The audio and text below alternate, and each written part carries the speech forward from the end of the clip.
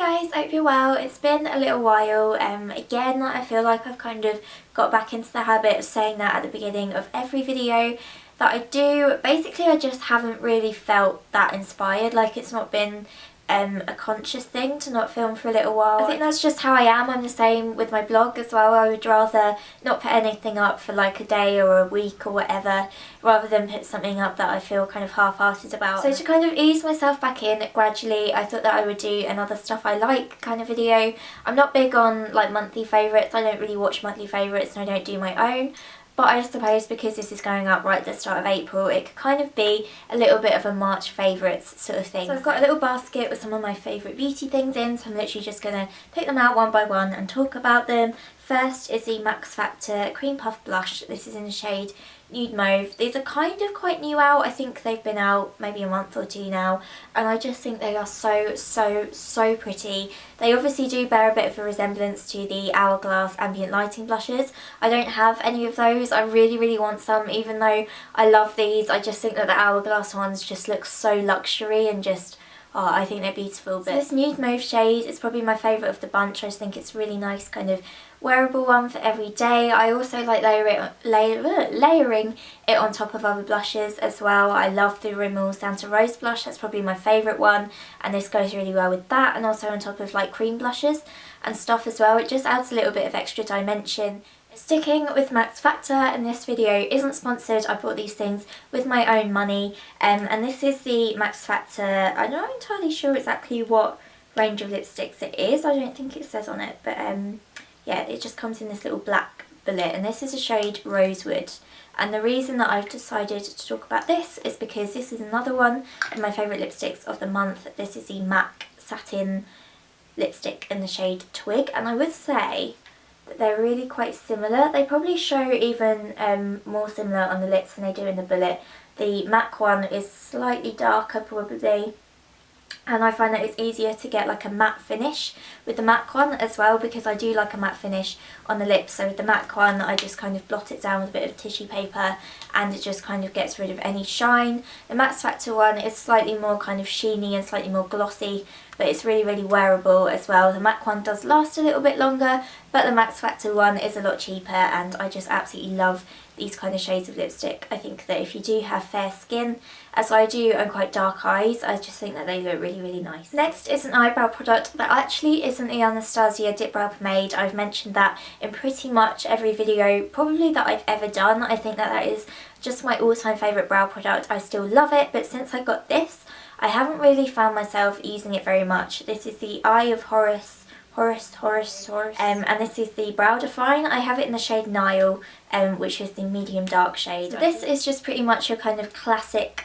brow pencil slash spoolie thing. It is very much like the Anastasia brow is. It's got a really thin nib, as the Anastasia one does as well, so you can really kind of mimic the effect of real hairs in your brows and any sparse areas if you need to. It might be a tad too dark for me. I do kind of wish that I'd gone for the shade up, even though my brows are naturally a bit darker than my hair colour. It is quite dark, so obviously the dark shade probably is very dark, but I think that that's a good thing, and I think that they cater to a lot of different people, and they're just so easy to use. The price, I think, is about 50 pence cheaper or something than the Anastasia one, so I mean, it's completely up to you which one you go for, but I do think that this is similar and just as good. I then have a fragrance, and like most people, I don't really mention fragrance very often, just because it's really difficult to actually put across what something smells like just by talking about it. So I'm going to mention this one anyway, because it is an absolute love of mine at the moment, and it is the Jo Malone Wood Sage and Sea Salt Cologne. I tried samples of quite a few of the Jo Malone perfumes now, and this has got to be my favourite one. I do also like the Rock of Ages. I'm not entirely sure what it's called. It's the black one, black pepper and something. I'm not entirely sure.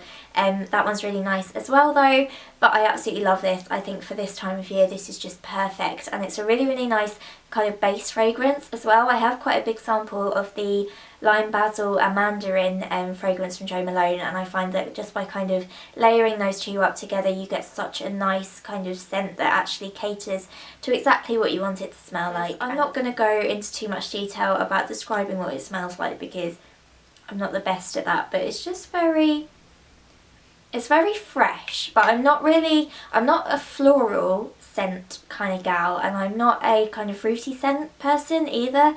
Neither of those really appeal to me, but this is just very fresh and very summery and very kind of beachy. The last beauty things that I have to talk about are nail polishes, and I had to give a mention to the Barry M Jelly nail polishes. I'm trying to hold 3 at a time. I'm not sure how well it's going, and so I'm going to put them down. This is the shade Lychee, which I've had for a really long time now. This was kind of a bit of a cult shade when it first came out. I then have the shade Pomegranate, which I've got on my nails today. I absolutely love this shade. I've written a post about it, which I'll pop a link to down below, where I did compare it to the YSL Rose Baby Doll nail polish, which I absolutely love. That shade is just so gorgeous, and this is really similar. It is quite chipped now though. I do have it on my nails today, and I'm kind of embarrassed at how chipped they are, but anyway, we'll move on. I then have the shade Coconut, which is the newest addition to my collection. I just had to go and get another one because I love the formula of these so much. They give such a glossy, kind of rich and shiny finish to the nails. They last forever on my nails as well. I know that they get kind of mixed reviews. I'm not sure whether some of the shades might not have a formula that's as good as other shades. I'm not entirely sure, because all 3 of these are really lovely, and I think that the shade Coconut is going to be a massive favourite for me this summer. Obviously these kind of off-white nail shades are really in at the moment. I know Nails Inc have brought in their new white collection, and I absolutely love the look of those, but I just can't afford to spend like £14 on a single nail polish, so for £4 these are pretty damn good. Moving on to slightly more miscellaneous things, and I have these headphones. I know diddly squat about headphones, I'm not gonna lie, but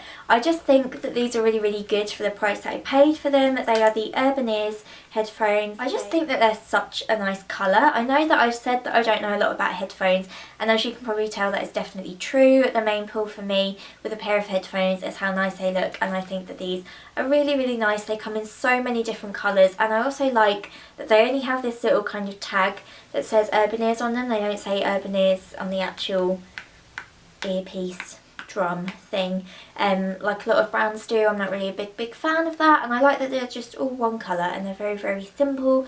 And I have to say as well that the sound quality on them is amazing for the price. I then have these shoes which I bought recently in Urban Outfitters.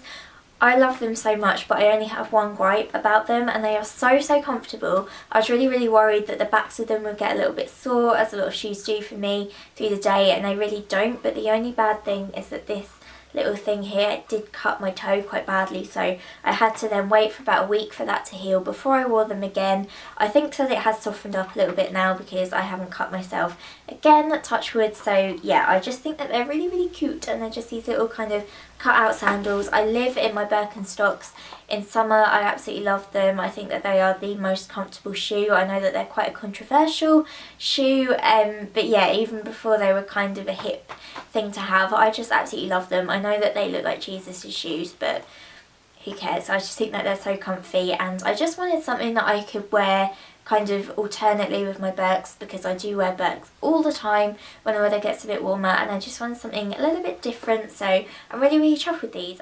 So I think that that is everything I have to show. I really hope that you like this video as always, and I will see you guys soon. Bye!